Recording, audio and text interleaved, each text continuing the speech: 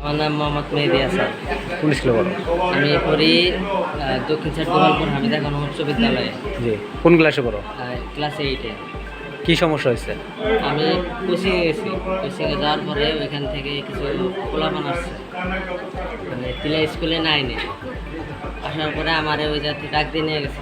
9-এর ছেলে? কি নাম? নাম হলো রাকিব। সে আমার ডাক দিছে। ডাক দেওয়ার পরে সে আমার স্কুল নিয়ে আসছে, মানে এখানে যে প্লে স্কুলে নিয়ে আসার পরে এখান থেকে আমাকে আটকাইছে। আটকানোর পরে আমি রাস্তাতে অনেক মানুষ করছি। কোন জায়গায় আটকেছে সেটা? এটা তিলে স্কুলের মানে বর্তমান গেট করতেছে না, তার সামনে আচ্ছা। দোকান আছে, দোকানে আটকাইছে। আটকানোর পরে আমি মানে আশপাশে মানুষ করছি, কিন্তু পাইনি। তো তারপরে তারা আমার কাছে 200 টাকা চাইছে, মানে ওরা বুদ্ধি করে তারপরে 200 টাকা চাইছে।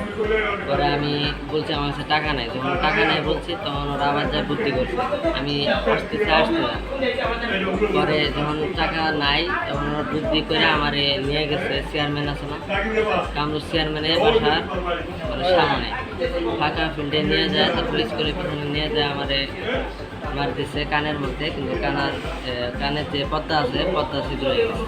আচ্ছা, কয়দিন থেকে ভর্তি হয়েছে এখানে? আজকে 3 দিন। হাসপাতালে ভর্তি হয়েছ? তাহলে ঘটনার কয় তারিখের ঘটনা? এটা মঙ্গলবার 5 তারিখ। এখন এই বিষয়ে তোমার গার্জিয়ান বা স্কুলে বা কার কাছে গেছিলা? আমি সর্বপ্রথম স্কুলে গেছি, আমি ধর্ম স্কুলে। পরে এখানে যাওয়ার পরে স্যার বলছে যে, কোন স্যার? নাম কি? উসমান স্যার। হ্যাঁ। উসমান স্যার বলছে যে এই মেডিকেলে আসার পরে রিপোর্ট তুলে তারপরে ওদের বলতে বলছে। তারপর ছেলের বাবার জানাইছি যে মারছে, ওর বাবা চাপে না, মানে কোনো কিছু বলে না। তারপর স্যার আসছিল কালকে, আয়সা বলছে সব কিছু তোলার পরে তারপর কেস পরে যা হবে তারপরে স্যার ওটা দেখবে। এই হামিদ তিলা স্কুলে যে ছাত্ররা মারছে, তিলা স্কুলে মাস্টার জানে? এটা মাস্টার জানে। মাস্টার জানে।